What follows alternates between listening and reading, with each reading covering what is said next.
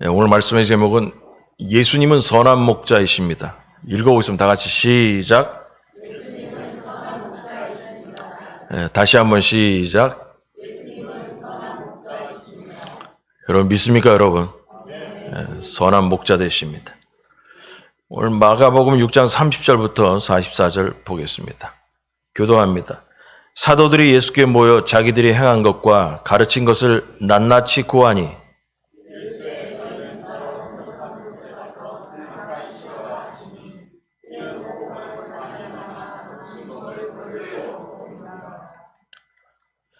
이에 배를 타고 따로 한적한 곳에 갈새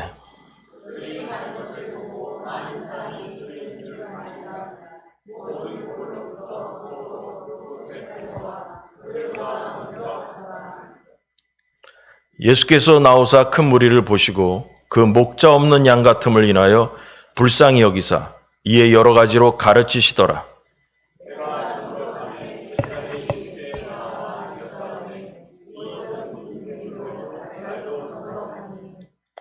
무리를 보내어 두루 촌과 마을로 가서 무엇을 사 먹게 하옵소서.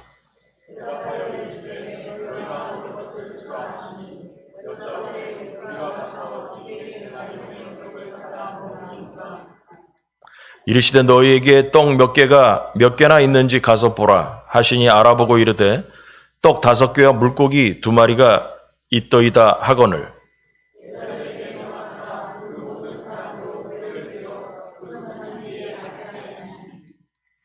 때로 100명씩 또는 50명씩 앉은지라.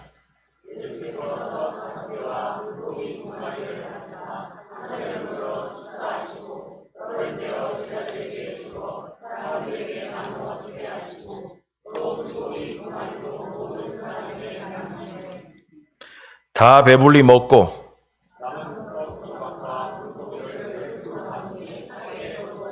같이 합니다. 떡을 먹은 사람은 5,000명이었더라. 아멘.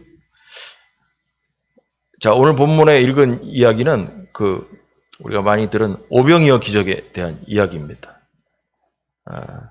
이 오병이어 기적 이 이야기는 복음서에 마태, 마가, 누가, 요한복음 그 4개의 복음서에 다 나오는 유일한 기적에 대한 이야기입니다. 다 나옵니다. 우리가 알다시피 요한복음은 맨 나중에 쓰여져 가지고 우리가 지금 읽는 마가복음이 제일 먼저 지어졌거든요. 그 마가복음이 제일 먼저 써진 다음에 마태와 누가가 마가복음을 읽으면서 빠진 것들을 마태가 첨가할 것 쓰고 누가가 첨가해서 쓴 게 마태와 누가복음이 나온 거예요. 그러고 나서 제일 늦게 요한이 마가복음도 봤고 마태복음도 봤고 누가복음도 다 읽어본 요한이 마태, 마가, 누가복음에 빠진 것들을 쓴 게 바로 요한복음입니다. 그래서 요한복음에는 마태, 마가, 누가복음에 나오지 않은 얘기들이 거의 태반입니다. 거의 태반이고, 근데 거기서 유일하게 오병이어의 기적에 대한 이 이야기는 다 나온다는 거야. 그럼 왜 다 나올까? 마태, 마가, 누가, 요한에게 있어서 예수님을 따라다니거나 예수님에 대한 이야기를 들을 때 이 부분이 대단히 중요하다고 생각했기 때문에 썼겠죠. 그렇지 않겠습니까? 자기들 생각에 이 얘기가 별로 중요하지 않다고 그랬으면 삭제했겠죠. 근데 이 사람들이 성경을 쓰면서 이 이야기만은 꼭 집어넣고 싶었던 이유는 그들에게 있어서도 이 사건이 대단히 의미가 있는 큰 중요한 사건이기 때문에 강조하기 위해서 썼다라고 할 수밖에 없습니다.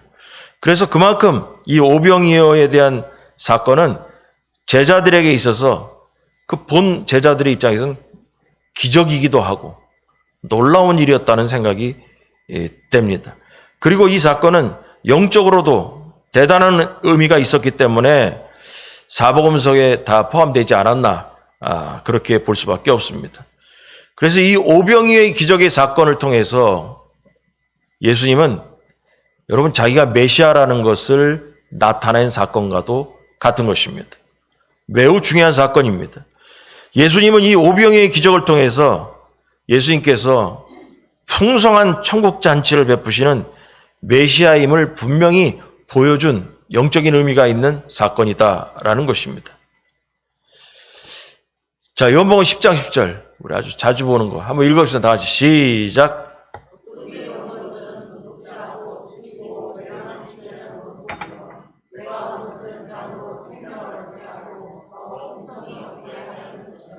아멘. 오늘 오병이어의 기적에 대한 이야기는 내가 온 것은 도둑은 뭐라고 했어요? 마귀를 말하는 마귀가 오는 거는 도둑질하고 멸망시키려고 이 땅에 온 거지만 내가 온 것은 예수님께서 온 것은 양으로 생명을 얻게 하고 또 풍성히 얻게 하려는 것이라 하는 것입니다. 예수님 만나서 생명을 얻게 되고 또 그 생명을 풍성하게 오늘 본문의 얘기로 나누면 12강줄이나 남을 정도의 떡이 남았다고 했습니다. 그 풍성함을 예수님을 통해서 배우게 됩니다. 그래서 예수님의 관심은 오로지 양에게만 있습니다. 예수님의 관심은 오로지 양에게만 관심이 있어요.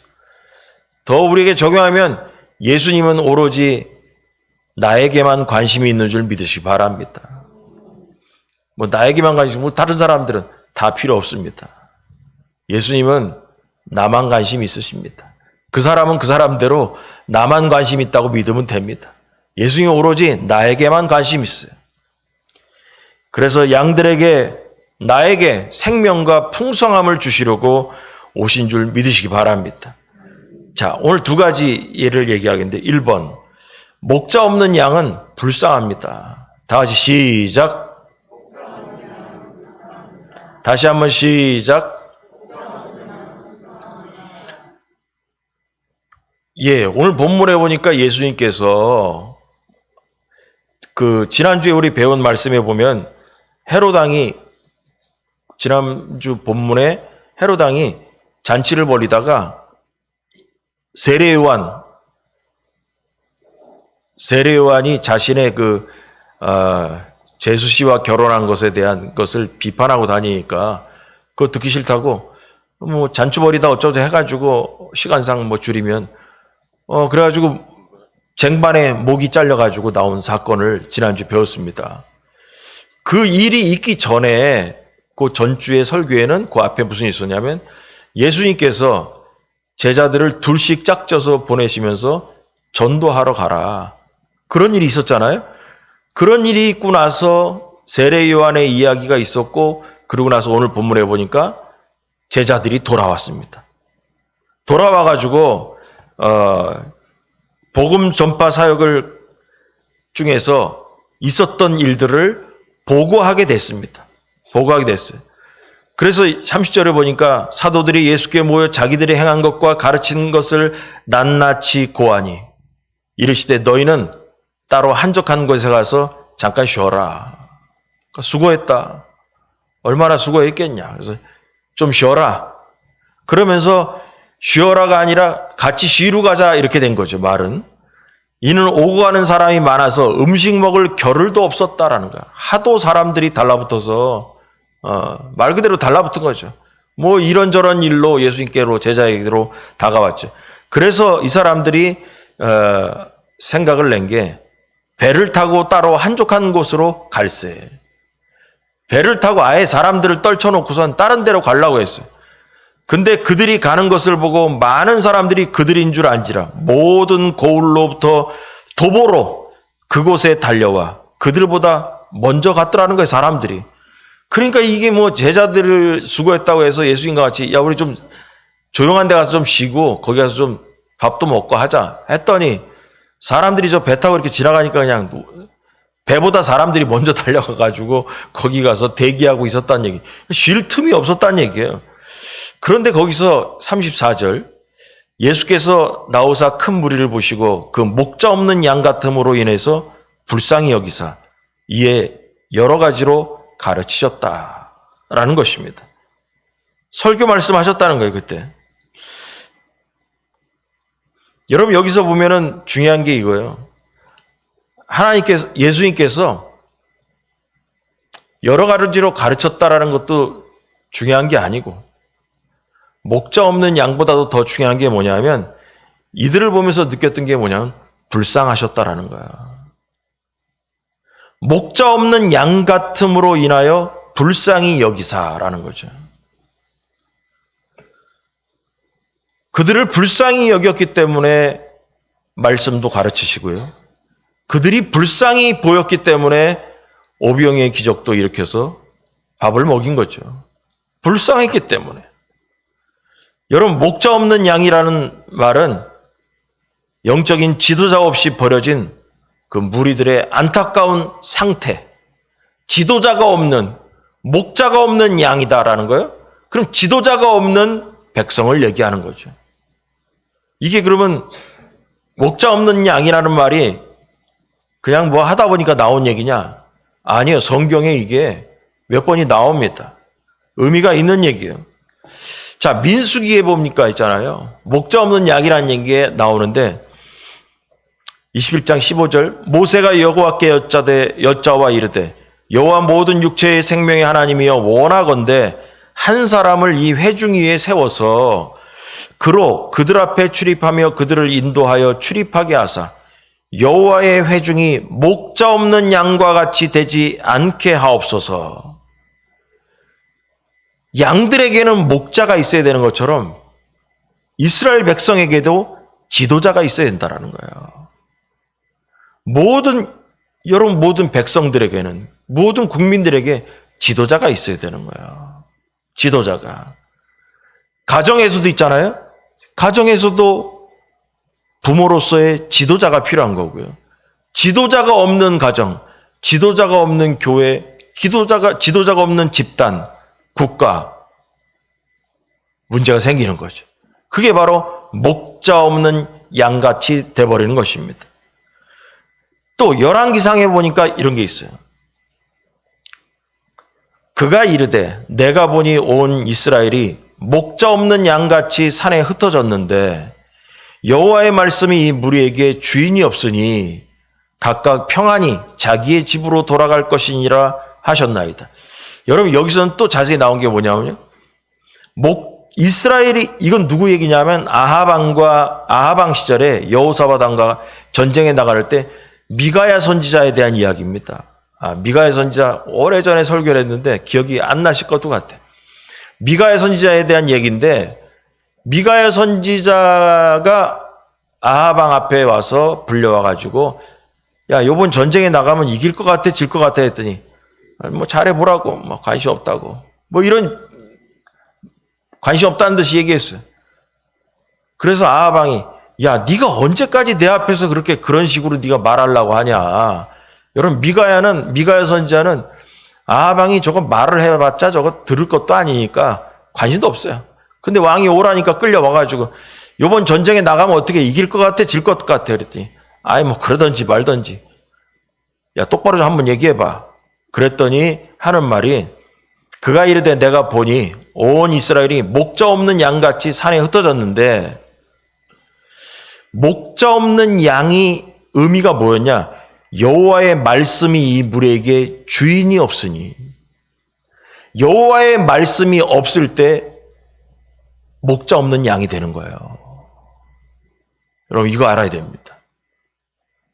여호와의 말씀이 이 무리에게 주인이 없으니 각각 평안히 자기 집으로 돌아갈 것이니라. 이 말은 뭐냐? 전쟁에 나가봤자 목자가 없기 때문에 안 된다라는 얘기예요. 그럼 아하방이 지금 있는데 미가야는 있잖아요. 아하방을 지도자로 인정하지 않는 거예요. 네 딴에는 왕으로서 목자라고 얘기하지만 미가야는 그러는 거예요. 너는 목자가 아니야. 너는 목자가 못 돼. 그래서 이번 전쟁에 나가면 목자 잃은 양처럼 돼서 백성들이 전쟁에 나가도 져. 이런 얘기를 하는 거나 마찬가지. 집에나 돌아가라. 이렇게 얘기하고 있는 것입니다. 그래서 이스라엘 백성들을 목자 없는 양이라고 또 이렇게 표현한 적이 있어요. 마지막 하나 더. 스가랴에서 보니까 10장 2절에 드라빔들은 허탄한 것을 말하며, 여러분 드라빔이 옛날에 야곱이 외삼촌 집에 갔다가 도망쳐 나올 때 외삼촌 집에 있던 드라빔을 훔쳐갖고 나와가지고 그 아내가 낙타 거기 안장 밑에 숨겨놓고 나왔다 뭐 그런 얘기 있잖아요. 드라빔이 옛날 고대 사회에서 가정에 있는 우상과 같은 거예요. 조각상 같은 거. 그거 보고 돛 닦고 앉았고 뭐 저라고 했던 그런 거죠. 가정마다 세워놨던 우상 같은 거. 그래서 이삭의 아내, 아니 야곱의 아내는 자기 아버지 거 그거 갖고 와가지고 오면 거기에 뭐 능력이 있는 줄 알고 잘 살겠다고 복 받겠다고 그 갖고 나오려고 했던 거죠. 그러나 다 우상이죠. 드라빔들은 허탄한 것을 말하며 복술자는 점쟁이를 얘기하는 거야. 복술자는 진실하지 않은 것을 보고 거짓 꿈을 말한즉 그 위로가 헛됨으로 백성들이 양같이 유리하며 목자가 없으므로 공고를 당한다라는 거야. 여러분 영적인 지도자가 없으면 양들은 곤고한 괴로움을 경험하게 된다라는 거야. 영적으로 만족이 없어요. 힘들어. 괴로운 거예요, 그냥. 공고하다는 게 괴로운 거예요. 결국 그러면 예수님께서 지금 구약의 세 가지를 얘기했습니다. 민수기서에서 열왕기상에 대해서 또 스가랴서에서 목자 잃은 양에 대한 이야기 나왔어요. 그럼 예수님께서 목자 잃은 양같이 보시고 불쌍히 여겼다. 예수님은 어떤 입장에서 이런 말씀하셨을까? 바로 그 당시에 이스라엘 백성들에게 이 단어를 사용한 이유는 나라는 로마에게 빼앗겨서 국가가 없어졌고 허수아비 왕인 헤롯 왕은 왕궁에 앉아가지고 예쁜 여자들 데려다 놓고 잔치나 벌이면서 앞절에 나온 것처럼 세례 요한의 목을 잘라서 소반에 놓고 이러한 일이나 벌이고 앉았으니 백성들이 볼 때 있잖아요. 정말 목자 잃은 양과 같았던 거죠. 불쌍한 거죠. 국가도 없고요. 따라다닐 왕도 없고요. 정부를 보자니 소망이 없고 그래가지고 예수님을 따라온 거예요, 사람들이. 그냥 좀 식었다고 하는데도 배 타고 지나가는 예수님을 따라서 해변가를 따라와가지고 그 쉬는 데까지 쫓아와서 뭐라도 예수님 만나서 뭘 받을까 하고 뭐라도 인생의 문제를 해결받을까 하고 우르르 쫓아다녔던 거죠. 그걸 보고 예수님께서 그 생각한 거예요. 목자 잃은 양같이 불쌍히 여기셨다는 거예요. 이제 그 마음이 이해가 오죠. 불쌍한 거예요. 여러분 예수님이 제자들과 좀 쉬고 싶어요. 한적한 곳에 가서 밥도 먹고 좀 소풍 가는 마음으로 좀 쉬고 싶어요. 근데 계속 쫓아와. 그러면 어떤 사람이 이럴 수 있어요. 야, 저 원수들 계속 쫓아오네. 좀 멀리 좀 도망가 버리든지 어떻게 해가지고 안 보이는데 좀 가자. 이럴 수 있겠죠. 근데 예수님은 그들에게 짜증내지 아니하고 불쌍히 여겼다는 거예요. 불쌍히 여겼다는 거죠. 여러분 예수님은 불쌍하면 움직이십니다.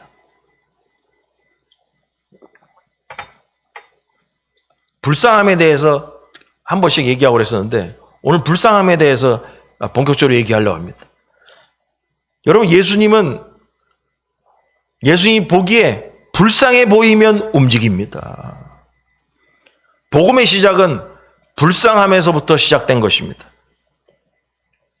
예수님은 백성들이 불쌍해 보이자 한적한 곳으로 가서 제자들과 쉬려고 했던 계획을 포기하고 저녁 식사하기 전까지 말씀을 계속 전하신 것입니다.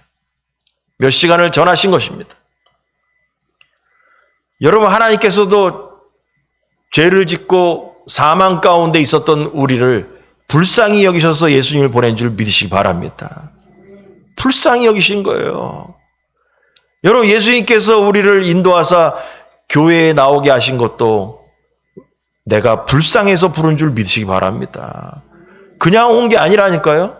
내 공로는 없다니까요. 예수님께서 나를 불쌍히 여기셔서 우리를 이 자리에 인도하셨다는 것입니다. 여러분 불쌍하니까 예수님께서 그 사람들을 보고 무리들에게 말씀도 주신 것이고 불쌍하니까 밥도 주신 겁니다. 여러분 바로 불쌍함에서 복음이 시작된다고 그랬습니다. 우리가 그래서 하나님 앞에서 항상 불쌍하게 보여야 됩니다. 교만해서 우리에게 불쌍한 모습이 떠나게 되면 예수님은 우리를 위하여 움직이지 않으십니다. 일하시지 않으십니다. 여러분 불쌍해 보이니까 예수님께서 먹이시려고 움직이셨고 말씀의 떡으로 육신의 떡으로 먹이시려 움직이시는 것입니다. 여러분도 예수님께 불쌍하게 보이시는 겸손한 성도들이 되기를 주의 간절히 축원합니다. 겸손한 게 불쌍한 거예요. 뭐 주눅 들어 살라는 얘기 아니에요. 기죽고 살라는 얘기가 아니에요. 겸손한 게 불쌍한 거예요. 여러분 예수님의 12제자들은 몹시 피곤해서 육체의 휴식이 필요한 상태였습니다. 그런데 예수님의 눈에는 제자들의 피곤한 것보다 더 시급한 영혼의 안식이 필요한 그 무리들, 백성들이 눈에 보였던 것입니다. 그래서 예수님은 뭘 하셨을까요? 여기 본문에 보니까 떡이 먼저가 아니라 여러분 말씀을 먼저 주셨습니다. 원리를 얘기하는 겁니다. 안식이 필요한 자들에게 말씀의 떡을 먼저 주시는 겁니다. 육신의 떡도 중요하지만 예수님은 말씀의 떡을 먼저 주시고 나서 육신의 떡을 채워주셨습니다. 더 쉽게 얘기하면 영혼이 잘 돼야 범사가 잘 되는 겁니다. 요한삼서 1장 2절 다 같이 시작.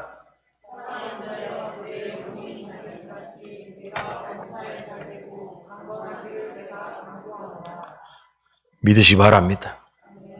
영혼이 잘 돼야 범사가 잘 되는 겁니다.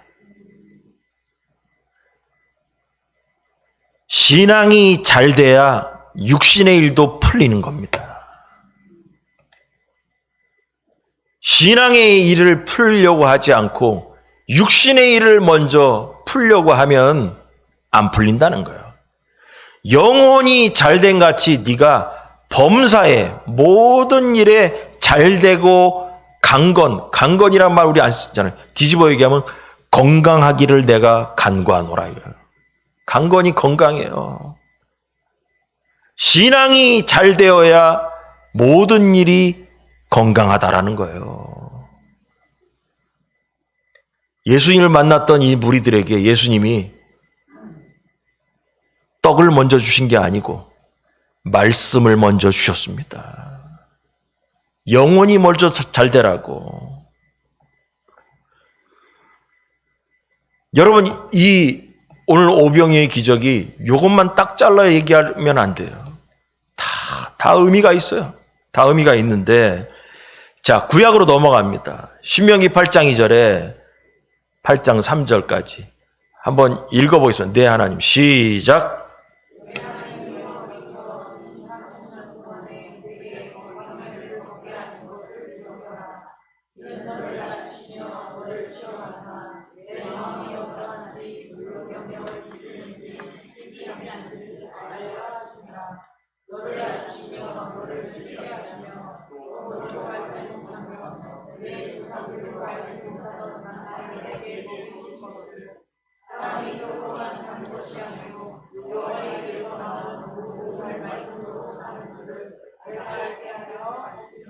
아멘.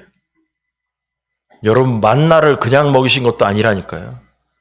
여러분 애굽에서 나올 때 하늘에서 만나가 매일 아침마다 떨어져 가지고 그걸 주워 먹었다고 그랬습니다. 밀가루처럼 이렇게 고운 게 아니고 뭐 씨앗과 같은 뭐 성경에 보니까 가시와 같다는 씨앗과 같은 거였는데 그것을 살살살 긁어 모아서 절구에다가 갈아서 밀가루처럼 뭐 지금의 밀가루처럼 곱게는 빠지지 않겠지만 뻑뻑하게 갈아서 그것으로 기름 묻혀가지고 별로 맛은 없었겠죠. 뭐 하여튼 그래가지고 먹었다는 거예요. 부침개 같은 떡 같은 그렇게 해서 40년 광야 생활을 그렇게 했다라는 거예요. 근데 그것을 신명기서에 모세 시절에 그거에 대한 얘기를 하셨어요. 너를 낮추시며 너를 줄이게 하시며 또 너도 알지 못하며 내 조상들도 알지 못하던 만나, 이 만나를 내게 먹이신 것은 여러분 육신을 살리기 위한 게 아니라 사람이 떡으로만 사는 것이 아니오. 이 떡이 바로 뭐냐? 육신의 떡을 얘기하는 거죠. 육신의 떡을 위해서 살게 하기 위한 것이 아니오. 여호와의 입에서 나오는 모든 말씀으로 사는 줄을 네가 알게 하려 하심이니라.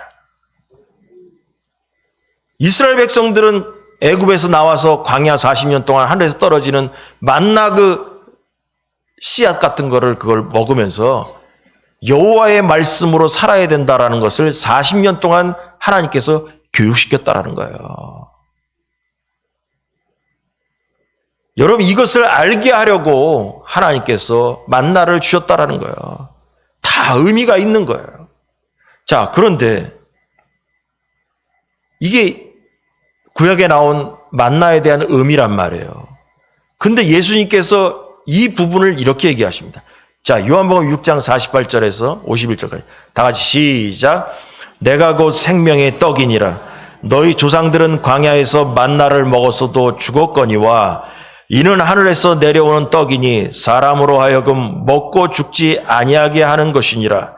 나는 하늘에서 내려온 살아있는 떡이니 사람이 이 떡을 먹으면 영생하리라. 내가 줄 떡은 곧 세상의 생명을 위한 내 살이니라 하시니라. 아멘. 여러분 이렇게 답이 나와 있는 거예요. 구약의 만나는 육신을 살리는 거였죠. 배고픔을. 그리고 하나님의 말씀으로 산다는 것을 알게 하려고. 그래서 만나가 내려왔다. 만나를 주신 것이다. 그랬더니 예수님께서 뭐냐면 내가 곧 생명의 떡이다. 내가 떡이다 내가. 너희 조상들은 광야에서 만나를 먹었어도 죽었거니와. 그건 뭐예요? 육적인 떡을 먹었다라는 거예요. 육적인 떡의 의미 이상 별게 없다라는 거예요. 이는 하늘에서 내려오는 떡이니 이게 바로 뭐냐 하면 예수님을 얘기하는 거고 말씀의 떡을 얘기하는 거예요. 하늘에서 내려오는 떡이니 사람으로 하여금 먹고 죽지 아니하게 하는 것이다. 여러분 육신의 떡은 먹어도 다 죽습니다. 그러나 뭐냐? 말씀의 떡은 우리를 살리는 줄 믿으시 바랍니다. 나는 하늘에서 내려온 살아있는 떡이니 사람이 이 떡을 먹으면 영생하리라. 내가 줄 떡은 곧 세상의 생명을 위한 내 살이다. 이 바로 내가 생명의 떡이라고 하니 이 떡은 뭐냐? 말씀을 얘기하는 거야. 말씀의 떡을 얘기하는 거예요. 그럼 여러분 우리가 신앙생활하면서도 가장 중요한 게 뭐냐? 생명을 주는 말씀의 떡을 잘 먹어야 될 줄 믿으시 바랍니다. 여러분 말씀의 떡을 무시해서 절대로 살아갈 수가 없어요. 말씀이 우리를 생명을 주고 말씀이 우리를 천국으로 인도하고 영생을 주는 게 바로 말씀의 떡이라는 것입니다. 근데 그 말씀의 떡이 바로 뭐냐? 산떡이신 예수 그리스도라는 것입니다. 여러분 이스라엘 백성들은 애굽에서 나와서 만나를 먹었습니다. 새로운 시대를 만났죠. 애굽에서 종살이 하던 사람들이 하나님의 인도하심을 통해 가나안을 향해 나가면서 이 만나의 떡을 먹고 살아갑니다. 마찬가지로 예수님은 이스라엘 백성들을 구약이라는 종살이에서 신약이라는 세상으로 우리를 이끌어갈 때 말씀의 떡으로 끌어내준 줄 믿으시기 바랍니다. 여러분 이게 중요한 거예요. 애굽에 있던 자들에게 만나로 이끌어내신 하나님, 구약의 율법에 잡혀있던 이스라엘 백성들을 예수님의 복음의 만나로 이끌어내신 사건이 여기에 있는 것입니다. 말씀을 통해서 새로운 세상으로 우리를 인도해 가셨다는 것입니다. 여러분 광야에서도 만나를 통해서 하나님의 말씀으로 살아야 한다는 걸 배운 것처럼 예수님은 새로운 메시아의 시대를 열면서 말씀의 만나를 지금 먹이시고 있는 것입니다. 여러분 구약의 만나는 하늘에서 내려오는 육신을 채우는 만나였습니다. 그런데 예수님은 자신이 하늘에서 내려온 산떡이라고 분명히 얘기했습니다. 예수님을 믿어야 여러분 영생을 얻게 되는 것입니다. 그래서 오병이어의 그날 설교는 영을 살리는 말씀을 분명히 하셨을 겁니다. 영을 살리는 말씀. 여러분, 예수님께서 하신 모든 일에는 의미가 있고 뜻이 다 있다는 것입니다. 예수님의 오병이어 기적이 구약의 만나와 절대적으로 연결되는 사건이라는 거예요. 그래서 이 광야에서의 만나의 사건을 빼고 오병이어의 기적을 얘기하면 안 된다라는 거예요. 예수님이 산떡이신 예수 그리스도, 여러분, 이 예수님 떡과 같은 말씀의 떡인 예수님을 빼고 예수님을 구약의 말씀과 떼어서는 절대 안 된다는 거예요. 그러나 성경에 뭔 얘기 나오냐면, 여러분, 오병이어 기적이 있은 다음에 또 예수님이 이동할 때 사람들이 주르르 또 따라옵니다. 예수님 그러셔요. 저들이 말씀의 떡을 먹고 따라오는 게 아니고 육신의 떡 기적을 보고 따라온다고. 여러분, 우리는 예수 그리스도를 따라가는 복음의 목적이 뭐냐? 산떡이신 예수 그리스도를 따라가야 되는 것입니다. 예수님을 만나서 내 무슨 문제를 해결받기 위해 따라가는 것이 아니라 산떡이신 예수님을 따라가야 되는 겁니다. 예수님을. 이게 우리의 목적이 된다는 것입니다. 여러분, 구약의 만나는 육신을 살리는 것이지만 신약의 만나이신 예수님은 우리의 영과 육을 다 살리는 줄 믿으시기 바랍니다. 그들 중 대부분은 육적인 문제, 무리에 대한 이야기를 앞에서부터 계속했습니다. 무리들은 먹고 사는 문제, 특별히 그 당시에 질병을 갖고 있는 사람들의 질병의 문제를 채우려고 예수님을 따라왔습니다. 그들에게는 세상의 그 무엇으로도 채울 수 없는 또한 공허함이 있었습니다. 그것은 바로 죄와 관련된 문제였습니다. 예수님은 그것을 보시고 그들을 불쌍히 여기셨고 하나님 나라의 복음으로 저녁 시간까지 가르쳤다는 거예요. 가르치셨다는 거예요. 여러분, 목자 없는 양 같은 모든 사람에게는 산떡이신 예수님이 필요한 줄 믿으시기 바랍니다.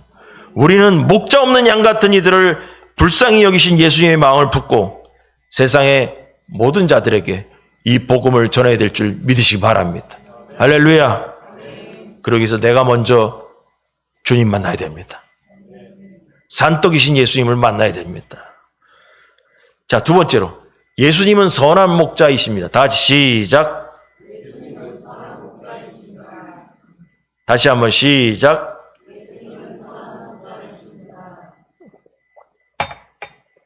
여러분, 예수님은 목자 없는 양 같은 사람들에게 풍성한 잔치를 베풀어 주시는 선한 목자예요. 그래서 날이 저물어 가자 제자들은 예수님께 가서 사람들을 가까운 마을에 가서 저기 밥이라도 사 먹게 어떻게 사람들을 보내든지 했으면 좋겠다라고 제자들이 얘기했습니다. 사 먹게 하자고 건의를 예수님께 제자들이 했습니다. 그랬더니 예수님께서 제자들에게 너희가 먹을 걸 줘봐라. 뭐 없냐? 하지만 제자들이 그럽니다. 이 사람들을 먹이려면 한 200데나리온 있어야 되겠습니다. 뭐 데나리온 얘기가 성경에 가끔 나오는데 어렵게 생각할 수 없어요. 그냥 하지 말고요.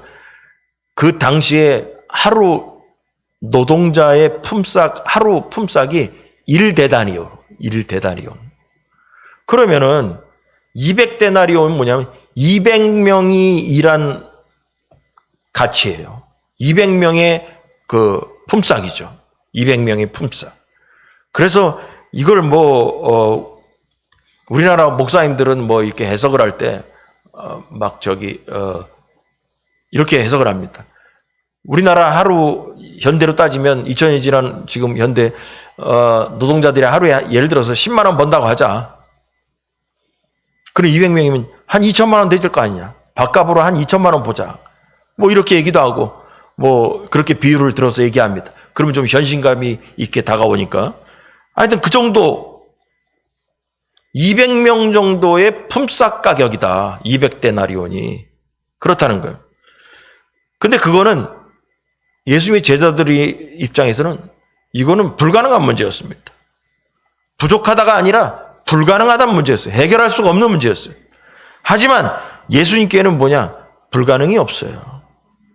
그래서 뭐 없냐? 뭐 있냐? 또 마태복음에 뭐 어린애가 뭐 이렇게 도시락을 가져왔는데 뭐 어쩌고 나왔지만 마가복음에는 그 얘기 빼고 그냥 떡 5개와 물고기 2마리가 있습니다. 이렇게 그냥 설명이 되어 있습니다. 그래서 축사하시고 남자만 따져봐도 5,000명인 무리를 배불리 먹이셨고 남은 떡 조각과 물고기가 다 하니까 12강주리가 바구니가 이렇게 남았다라는 게 이제 끝에 얘기입니다. 이처럼 예수님은 목자 없는 양 같은 사람들을 단지 불쌍히 여기시는데 그치지 않고 그 마음만 불쌍하구나, 불쌍해 이걸로 끝나는 게 아니고 여러분 그들의 목자가 되사 그들을 푸른 풀밭과 쉴만한 물가로 인도하셨다라는 것입니다. 읽어보겠습니다. 시편 23편 1, 2절 여호와는 시작.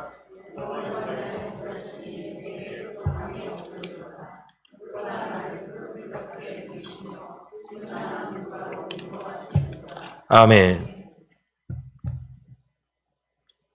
여러분 학자들은 있잖아요. 저도 몰랐는데 이 본문을 통해서 계속 준비하면서 공부하다 보니까 시편 23편에 그가 나를 푸른 풀밭에 누이시며 쉴만한 물가로 인도하도다. 여호와는 나의 목자시니.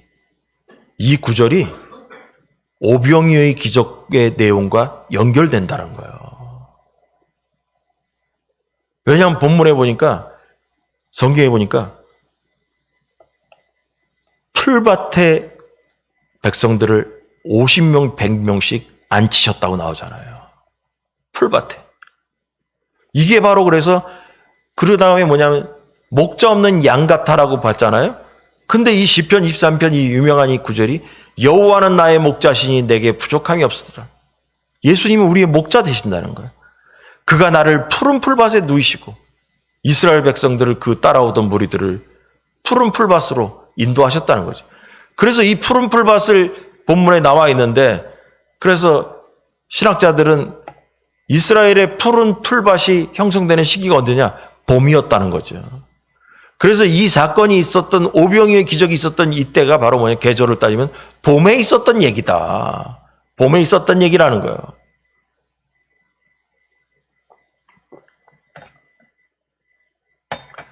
그래서 예수님은 우리의 참목자이시고 우리를 푸른 풀밭으로 인도하신다는 거예요.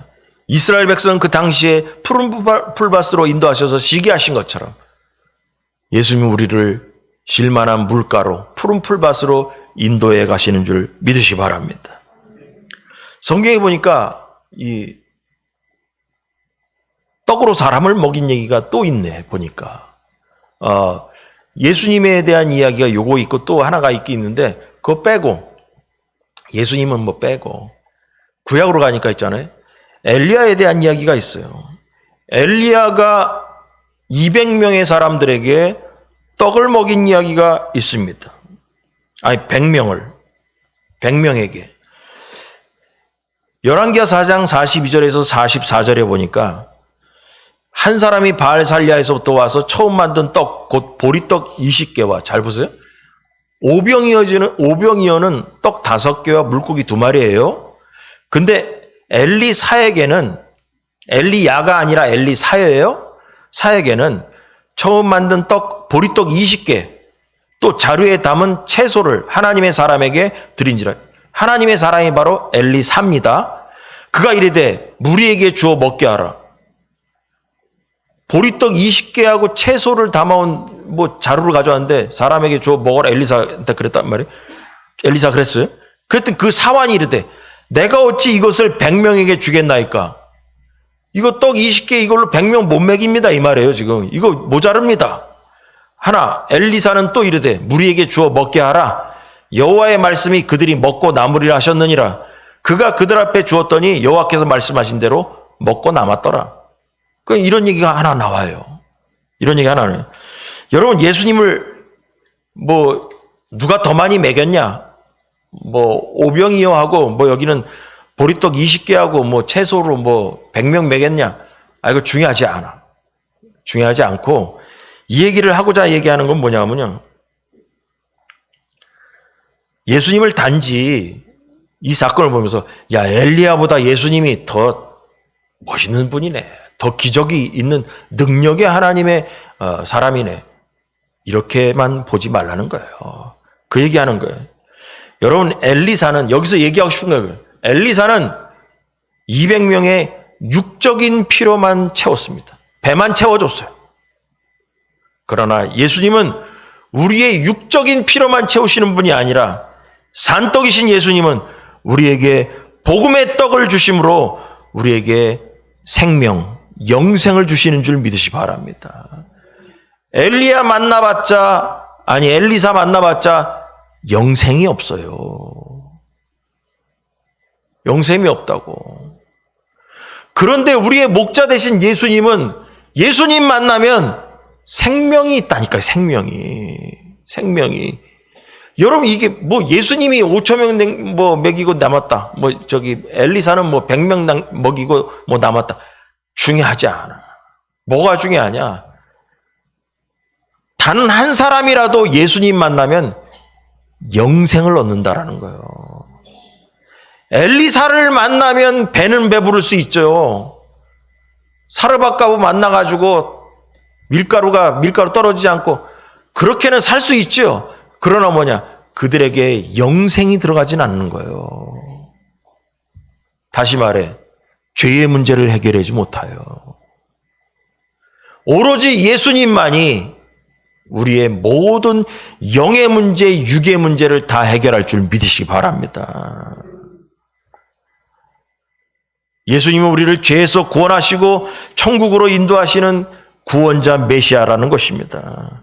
그분을 믿으면 이 땅의 풍성한 잔치와는 비교조차 할 수 없는 천국의 풍성한 잔치를 누리게 되는 겁니다. 도적이 오는 것은 빼앗고 죽인다고 했잖아요. 그러나 내가 온 것은 생명을 주고 풍성하게 하려 함이라 그랬습니다. 생명을 주고 풍성하게. 그러니 이 땅에서 열리는 헤롯의 잔치 같은 것을 우리가 바라보지 말고 천국에서 열리는 메시아 되신 예수 그리스도의 풍성한 잔치를 바라보기 바랍니다. 이 땅의 잔치를 바라보지 마시고 하늘나라의 풍성한 예수 그리스도께 주시는 잔치를 바라보라는 거예요. 여러분, 우리에게 그래서 예수님은 선한 목자가 되신다는 겁니다. 선한 목자라는 거예요. 따라서 우리는 더 이상 목자 없는 양같이 불쌍한 사람들이 아니라는 것입니다. 하지만 아직 예수님을 모르는 목자 없는 양같이 불쌍한 사람들이 세상에 많이 있습니다. 목자 없는 양 같은 사람들 많이 있어요. 그러니 그들이 예수님을 알고 믿어서 우리와 함께 메시아의 풍성한 천국잔치에 참여할 수 있도록 날마다 기도하고 힘써 전도하면서 살기를 주여 간절히 축원합니다. 여러분, 우리는 목자 잃은 양이 아닌 줄 절대적으로 믿으시 바랍니다. 선한 목자께서 선한 길로 여러분을 인도할 줄 믿으시기 바랍니다. 기도하겠습니다.